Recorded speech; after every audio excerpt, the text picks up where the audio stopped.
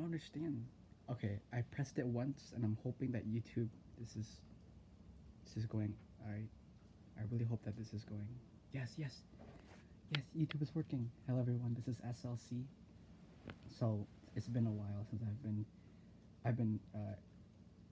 off of the YouTube. I've been off of it's nice to once in a while just to be off of the technology and everything, in the sense that I have been using technology but in a different way of like. So this is the important thing about education, and why it's like education isn't necessarily the thought of having to go through traditional school and then getting a 4-year degree, 8-year degree, and then having a job. Education is what is the tasks, what are the dreams, aspirations, uh, the the things that we want to be manifested, and then is to literally do whatever is necessary to get to that point. So for me, when I say education, it's like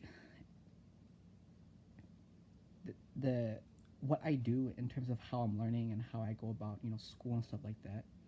How I see it as I'm using every possible moment as a tool to get better. So this is a little discrepancy and nuance between a trillionaire and then people that are not at that mindset. It's using education, right? So this is the difference, right? It's using school. So this is why using school is important, in the sense that if any of you are familiar with Christian Guzman, the Alpha Land leader from Texas, he and his graphic design artist created the whole Alpha Land gym. And his graphic design artist had no, he has a graphic design degree, but he has an architecture background, because he wanted to learn more about architecture. So he has like an architecture degree, but then he's like a full-time graphic designer for Christian Guzman and Alpha Land. You see what I'm saying? And so he was able to help design the Alpha Land gym, even though he's a graphic designer, but because he has an architecture degree, he used school. You see the difference? Like obviously time, it's like when people say take your time. What I like to say is use your time. And same thing with school, where it's like people just want to get through school just to get the paper, the diploma, the piece of paper, right, to verify for jobs and work and whatever system or whatever any of that stuff is. What I'm saying is why I use school, and why education is a little bit skewed. Education is losing, education is failing, education is failure, right? Education is failure, education is losing, education is failing, losing is learning. Okay, failing is learning, education is failing, losing is learning, defeat, all of these other words that were taught in quote unquote traditional school, like, oh, you can't fail a test. If I don't fail a test, then how am I supposed to know what I don't know to take it again? And do you see how, like, why am I only allowed to take the test one time? That doesn't make any sense. In real, like, this is why I say prepare you for the real life. I'm born and I'm in the real life the day I came out the womb. When he told me how to walk, I fell on my ass. I learned how to walk over and over again. When he told me to learn how to write, I couldn't write the first time, so I just kept doing it over and over again. But then, like, the ACT and the SAT, you failed it once, now you can never take it, and you have to pay to take it. The whole system is it it's a scheme for money, right? So if you think about how the vehicles work for producing income, school is the slowest vehicle, because you need to pay to get the education, quote unquote. You need to pay to get a formal degree, but then you go into the workplace to hopefully get more money to pay off the degree that you just bought. It doesn't make any sense. Wouldn't you work, get the money, and then buy the degree? But then it's like you have to pay for the degree with money that you don't have. You see how schools, it doesn't make any sense. And so, why I want to redefine education, as in, instead of 4-year, 8-year formal degree, I want to redefine education as using all the tools you possibly can to manifest things that you want. So for me, education is failing. For me, education is losing. For me, losing is learning. For me, failing is learning. That's my education. in the sense that traditional schooling, you're not supposed to do any of that, right? And so, why I bring up the architecture um, individual at the beginning of the video is because, in terms of assets, this is why trillionaire mindset is different, is because we're owning assets that are worth trillions of dollars. My bank account might be 10 million, my bank account might be 100 million, and cash is trash, so I wouldn't even be holding that much cash usually. I might be holding 10 million, 100 million, but then the other, pieces of revenue, I'm not holding any of it. Those are all investments, those are all private sectors of other streamlines coming in from different assets. So an asset of, like I said in my other video before this, and I can name this part two of this little mini series I'm making.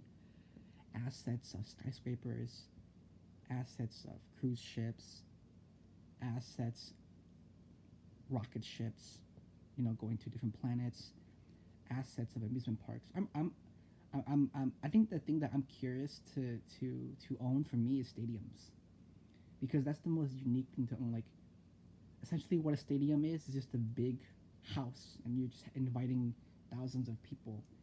But here's the thing: is if I owned like my own stadium, an SLC stadium, I could use it for anything I want. I could invite other billionaires. So it's like, but here's the thing though about stadiums: is it doesn't move. It doesn't move around. That's why having a cruise ship is way more effective. Is because the cruise ship is more mobile, right? And even airplanes, it, uh, birds can damage airplanes. Like, what the heck? So it's like, I mean, I guess I could own private jets. I guess I could own airplanes, but it's like, why? It's like I feel like I would just borrow, my other billionaire friends at that point. And when I get to that point, and I'm a billionaire, trillionaire, and I have friends with those accessible abilities, I would just borrow private jets and borrow planes. I wouldn't own my own. Well, because if I own my own, I have like maintenance and all this different stuff, and I'm too lazy for that. I would just borrow and rent from someone else. What when I need it, obviously. Hotels, Airbnbs. It's like those vehicles, as assets, they have a lot of yield. They're just not trillion dollar levels. Trillionaire dollar level are, it's like moon, Mars, planets, rocket ships, crypto, um, automation, right? So if we think about why money is able to get to $1 trillion and who the first trillionaire would be, it's going to be crypto, obviously, because of AI, because of how to automation. That money's different now. So like, let's say in the past, the vector of value, you need to count it yourself, plus you need to print it out. Now it's different now because the vector of value is digitalized. So you can have digital currency, and you can have an AI creating the digital currency, and you can have an AI yield farming for you. So if any of you know what yield farming is, it's staking and pretty much bidding. When you stake a crypto, you're pretty much staking it in hopes of it multiplying. So like, let's say I yield farm, 25% of staking of the amount of cryptos that I have.